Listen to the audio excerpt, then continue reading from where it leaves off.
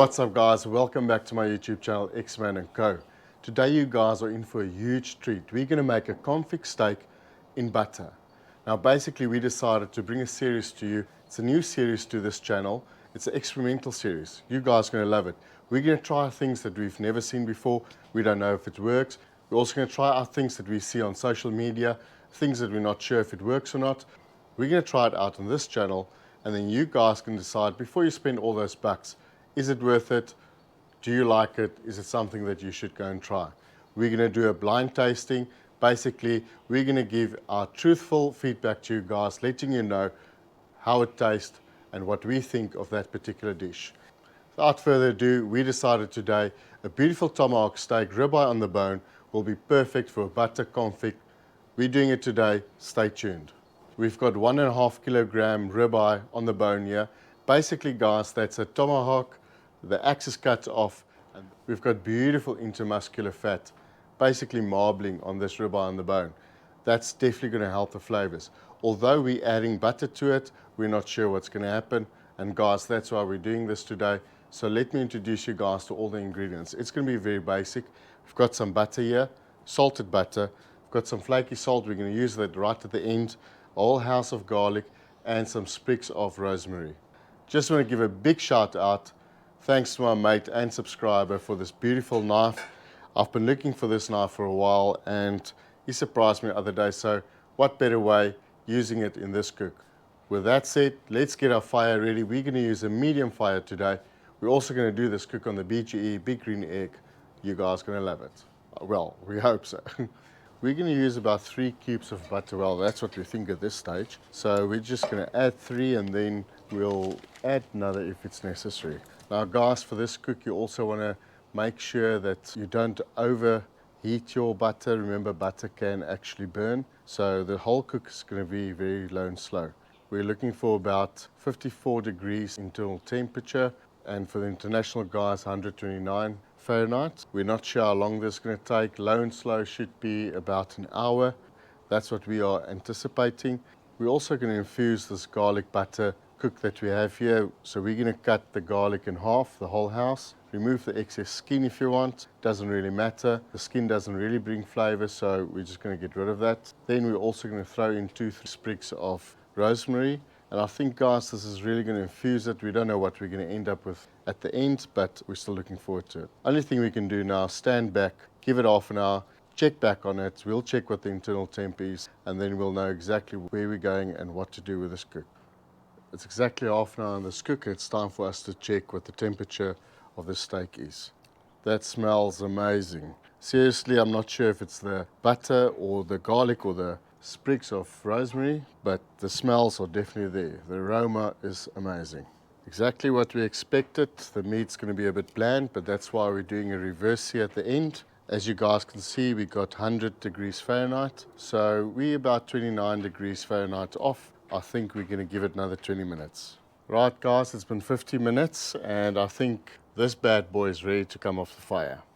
Look at that. Oh, it smells delicious. I hope it's going to taste this good. Look at all that fat coming off there. I wonder if that's going to be good. I definitely promise you guys, this smells much better than what it actually looks. 50 minutes later, we got this confit steak off the BGE and now it's resting. Now guys, this gives us just enough time to get that fire on the go, nice and hot. Remember, we want to sear the steak. It really does look a bit pale. As you guys can see, it doesn't look appetizing at all, and we need to change that. The steak's taken off about 127 degrees Fahrenheit, which you all know is well rare. So searing it is just going to bring it up to temp. It should be medium rare, maybe a little bit rare. Remember, the steak's not perfectly thick on all the sides, and therefore we'll have different doneness for everybody at home. Moisture, when it comes to searing a piece of meat, is definitely our enemy. So we're going to go ahead and pat this big bad boy dry. Try and get as much of the moisture off. So we're going to go through a few pieces of paper towel, but it's going to be well worth it. This is seriously a big chunk of meat. But that's the way we like it here at Xman Co. Now once the steak's nice and dry, it's time for the BGE. Nice hot fire, let's sear this bad boy. We're going to sear this bad boy for about 2 minutes aside We might go on the edges, the fat cap, because I mean, a fat cap that's nice and crunchy is always a plus. So you need to just make sure you turn it regularly. There's no rule here. Want to do 2 minutes aside. So if you do 30 seconds aside, turn it, flip it, keep on doing that until we get that nice, beautiful crunch. This smells absolutely amazing. But guys, we haven't tasted it yet. Like any steak, we need some seasoning. So we're going to do some flaky salt. Just going to make sure covers it lightly. These are thick piece of steak, so it's not the end of the world if we put a little bit more. But we do have salted butter, and we add a lot of that.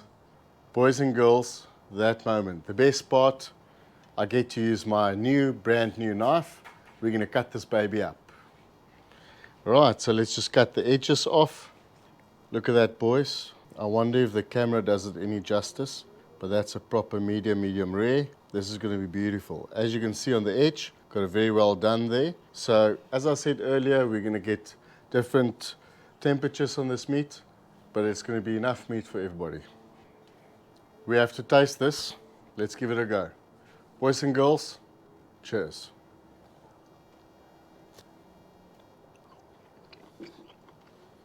It pulls off quite easily. It's like it smashes you with the butter. Salty. I love salty.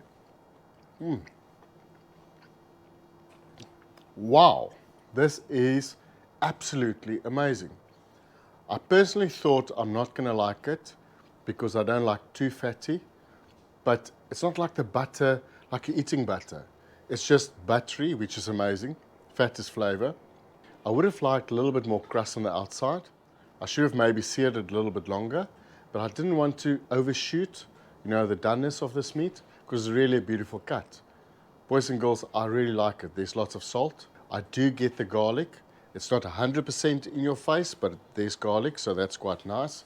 And obviously rosemary and meat goes together. I have to say it's quite rich, but having that said, it's a buttery steak. It's beautiful. So all in all, I'll give this a thumbs up. I would say it's worth it. You should go and try it. So guys, for you guys that's worried that all of that butter is going to waste, it's not the case. You can strain that butter and you can reuse it. Remember, you use fat in the kitchen all the time. If you do eggs, whatever you fry, whatever you have to do, you can add a little bit of that. Just leave it in the fridge or the freezer. If you want to have it for long term, there's nothing wrong with that. Boys and girls, you know the story. If you like what you're doing, like, share, subscribe.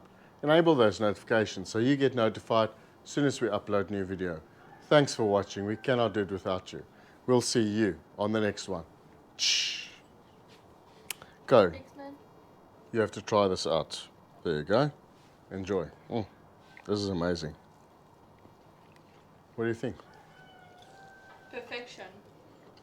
Look there. It's good. Trust me.